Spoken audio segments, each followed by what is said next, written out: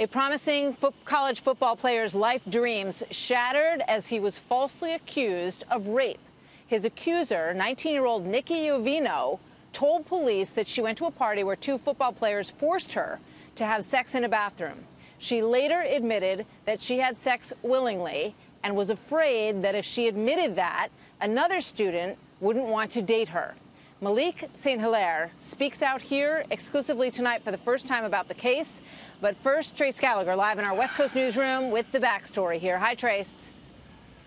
Hi, Martha. At the time, Nikki Yovino was attending Sacred Heart University in Fairfield, Connecticut. She claimed the incident happened at an off-campus party, that two Sacred Heart football players pulled her into a bathroom, took turns holding her down, and sexually assaulted her. Yovino claims she repeatedly told the men she didn't want to be there, that she had friends waiting for her outside, and to please let her go. Both men admitted having sex with her, but said it was consensual. The players were not arrested, but one lost his scholarship, and both say they were pressured to leave school while they awaited disciplinary action. Then Nikki Yovino drastically changed her story, admitting in a sworn statement that she made the whole thing up because, quote, it was the first thing that came to mind and she didn't want to lose another male student as a friend and potential boyfriend. The document goes on to say Yovino hoped that when the other student heard the allegation, it would, quote, make him angry and sympathetic to her.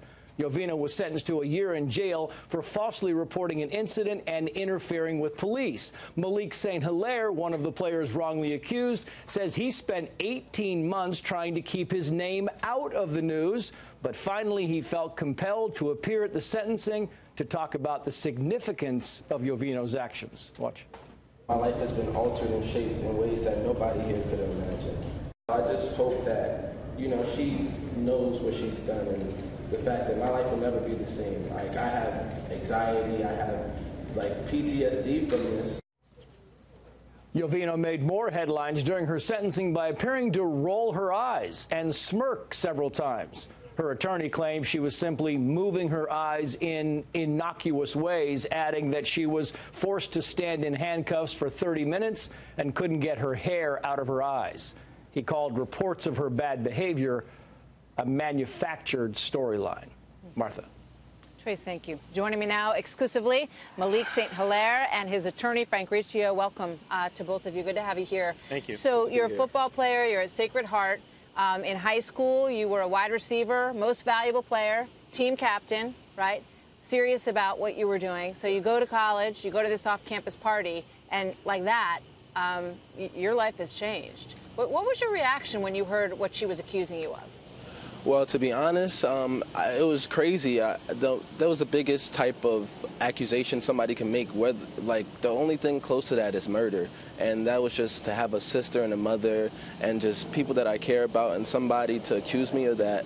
It was life-changing because, people don't look at you the same way. People don't talk to you. People, everybody, especially because of how everything played out, I didn't even have a chance to even clear myself. So automatically I'm looked at as something and someone. And you felt like everyone automatically believed her?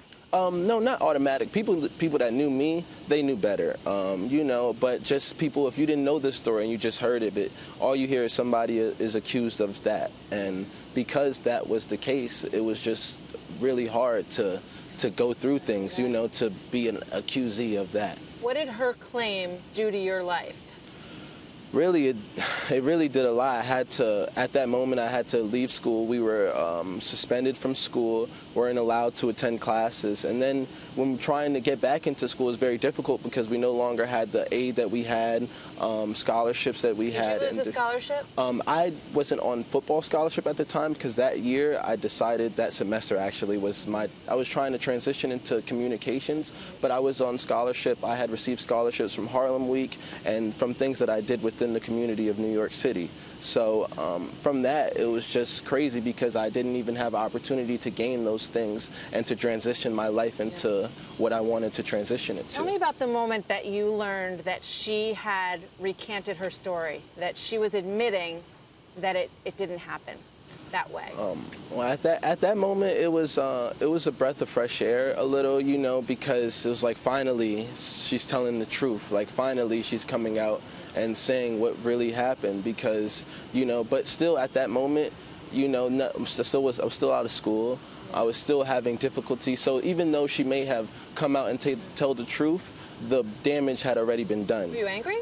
I was less furious. I was more confused and just trying to figure things out. And at that moment, I just had a lot of pain in me. And what I did is I really just, you know, turned my pain into passion. Do you think that young men in these situations on college campuses get a fair hearing? Do people listen to their side of the story? I mean, I think that was one of the issues, was the fact that when this happened, we didn't even give a statement. We had no opportunity to even give a statement when it happened. So we were suspended. So the school kicked you out without asking you to come explain what happened? Was not asked a question about what happened before being suspended from school. So that was, yes, extremely unbelievable. I think one of the issues, too, is the Title IX process in general. Yeah. You had a guest on your show on Wednesday that spoke of this very issue. These Obama-era policies created a very low standard of proof. I'll call it no standard of proof. And I know Betsy DeVos is working on a new set of proposals that will add due process, add the ability to raise a standard of proof and raise the ability to cross-examine and present evidence, review evidence.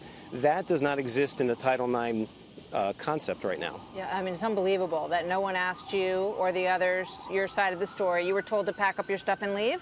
Yes, immediately. Pretty much packed up my stuff that upcoming week, because it was on a weekend. That upcoming week, packed up my stuff and had to figure out what to do from there. What's your next dream? How are you trying to put your life back together? Well, really, from this, what I've been doing is just putting my pain into passion, and my passion has been music recently. I've been putting out a lot of music. I've performed in New York City. I've really been trying to turn my life around and put this into, you know, use this situation to better myself. So I'm putting this situation into my music. Does it make you think twice about your interactions with women? Oh, no doubt. It gives me, definitely, I have, like I said, just some anxiety, and there's a lot of different things that go on now when I'm around women, or when I'm just around any situation, just in any environment, because I did nothing wrong, and then all of a sudden I was getting recourses as if I did something wrong. So Malik, you're a good young man, and it's good to meet you. Thank you very much. I wish you luck. I wish you all the best, and thank you, Frank, for coming in tonight. Good to see you both.